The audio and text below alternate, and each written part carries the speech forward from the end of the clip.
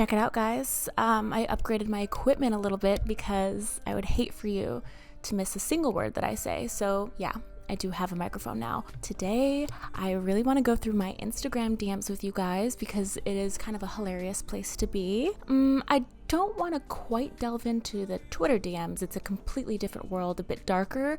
So I wanted to keep it light and positive and just go through what you guys send me on Instagram. I also want to mention, of course, I do have an exclusive site that you can check out because some of these questions I can't really answer on here, but I do still want to give you the answer that you deserve in full with no worries about censoring myself. So that'll be on the exclusive site. Let's get into the Instagram DMs. Let's start with a comment. Number 1, Dear April Olsen, wow, you are a beautiful and amazing woman. Unbelievable that you can take a 13-inch from Brookzilla at the swimming pool. I really enjoyed watching your work. Thank you so much for saying that. It is unbelievable. 13 inches is quite a bit. And it wasn't just anywhere, it was back there. I remember that day being extremely hot because it was in Florida.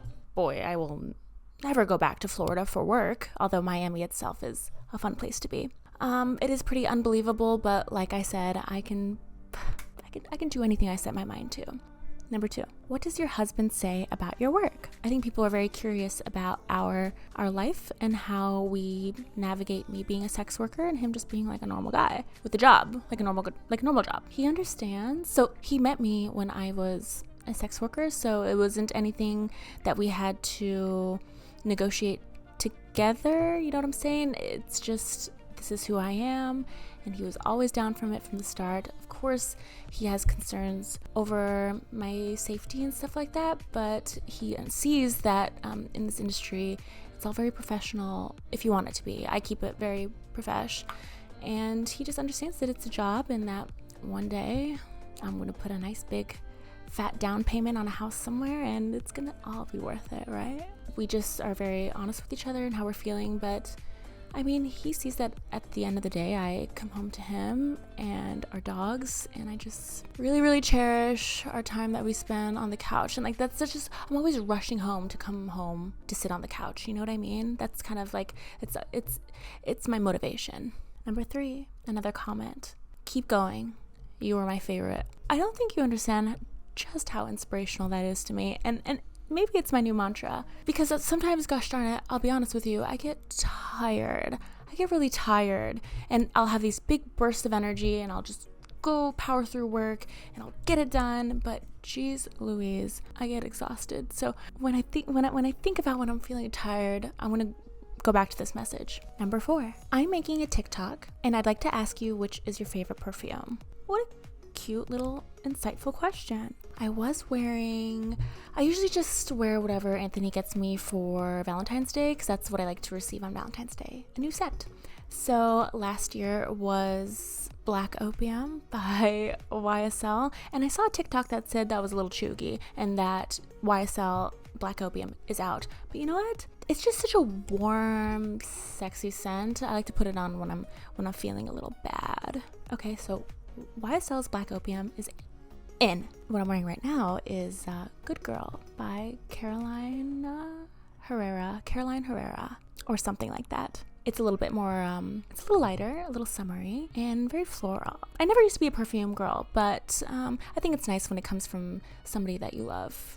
I wear perfume until it's gone. So then I really become associated with the smell and then whatever time in my life that I was wearing it. So it kind of can take you back a little bit. Different eras for different perfume smells, right?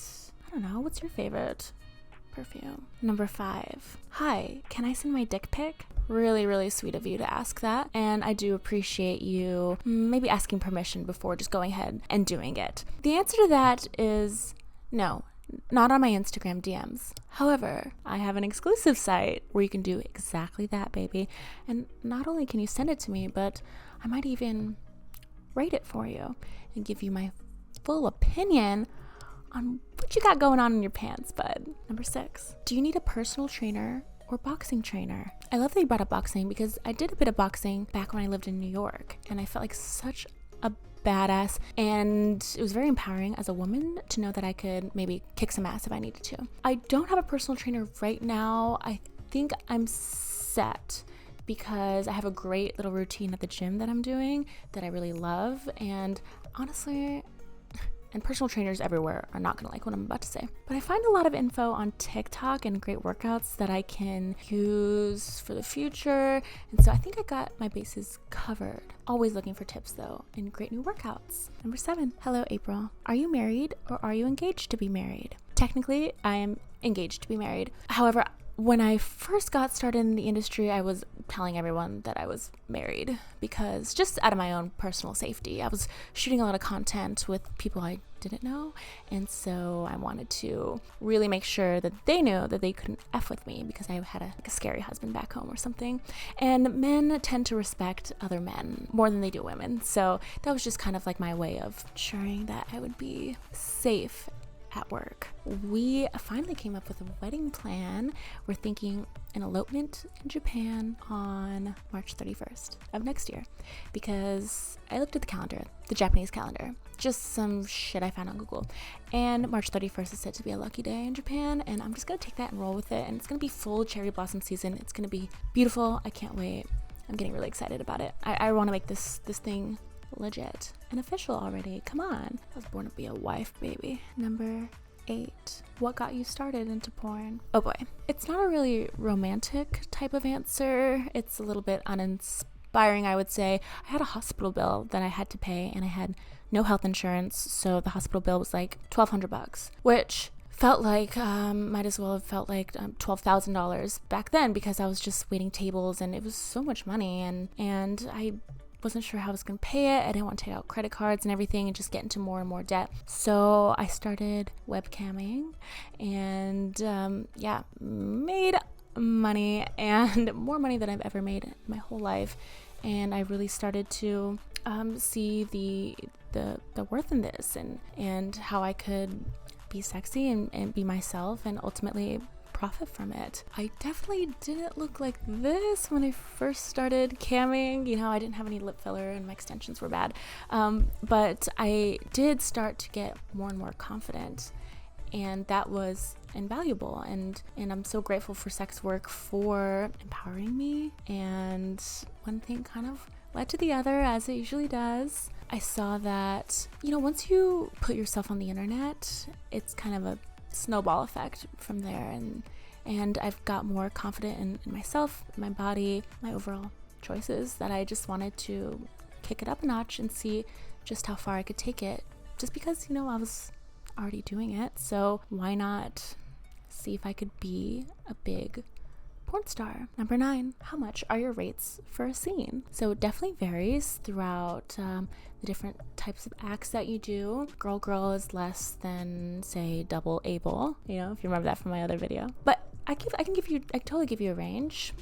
It would be around between $1,000 to like $3,000 for something really, really extreme. And some performers hold out for their firsts, and they want to charge a lot more money for like the first time doing able, let's say. And so that can be a pretty hefty paycheck, but then it goes down from there, because you want to toy between, ultimately you can charge however much you want. It's your body, it's your business, but it's how much these directors want to pay to keep booking you, you know, because everyone has a budget that they're all trying to work within, and also they're trying to respect you and your rates. So yeah, I would say between $1,000 and $3,000 it's pretty, that's what it ranges to. Yeah. Number 10, do you send nudes? What do you look like naked? Yeah, there's some photos of me naked online on the internet that you can definitely see.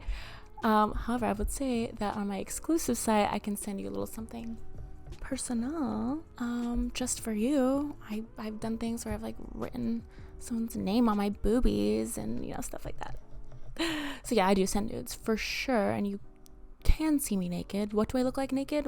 You could easily fix that with a quick Google search, but I would like to direct you to my exclusive site, and I can send you something special if you'd like. Number 11, I'm not sure you will see this, but I was just wondering how to get started in the industry. I will say this question comes up a lot, like a surprising amount, and I don't know if people are really wanting to like get into porn, or they're just curious on how I got into porn. But if you really wanted to make it happen, you absolutely could. I went the DIY route at first and started posting videos on PH and Twitter, and eventually just picked up some traction where it started coming across these agencies' desks. And I would be wary of some agencies because they're not all legit ones. So if you really wanted to get into the industry, you could research agencies, or you can just go a completely independent route and post your own videos online. And it would be difficult to book mainstream shoots, but it's such a small industry. If you make some connections with people and people recognize that you are talented, legit, professional, then we would welcome you with open arms. You know what I'm saying? There's a spot for everyone if you really wanted to be in porn. I will say, really, really think about your decision, because ultimately everyone you have ever known will know that you are in the industry, and they will see your videos and they will pass them around. So just really consider all your options before hopping into the adult industry. Number 12, you literally make me so confident about having inverted nipples. Thank you, babe. No, thank you. I thought my nipples, because I have shy nipples, okay, they don't always come out to play. You have to entice them a little bit. I thought well, first I didn't know that there was any kind of difference between the way mine looked and other people's, but there kind of is. And I looked it up. It said 1 in 4 women have inverted nipples, but I see a lot of boobies and they don't all look like mine. It's certainly not 1 in 4. I remember being younger and looking at my mom's Cosmo mag, and it was an article, a very riveting article about how to get your nipples hard, and mine just weren't coming out, and I would like pick at them and scratch them and just to make them come out. But little did I know, it's just called having inverted nipples, and they're a little shy, and they do come out and play, but you really have to work for it. Okay, guys, so that was just a little sneak peek into my Instagram DMs. What I didn't show you were all of the propositions for NFTs and management companies. I actually have just recently blocked the term S4S, so don't even try with that stuff, guys, because I won't open it. I'll never see it. Please stop sending me stuff about NFTs. I don't even know what they are. It feels like a scam. Thank you for listening. I hope to see you on my exclusive site, but of course, you can always give me a follow on Instagram and Twitter, but most importantly, my new favorite app, YouTube. Look, I got the microphone. I'm kind of in it, right? Have an awesome day, and guess what? I love you. Bye.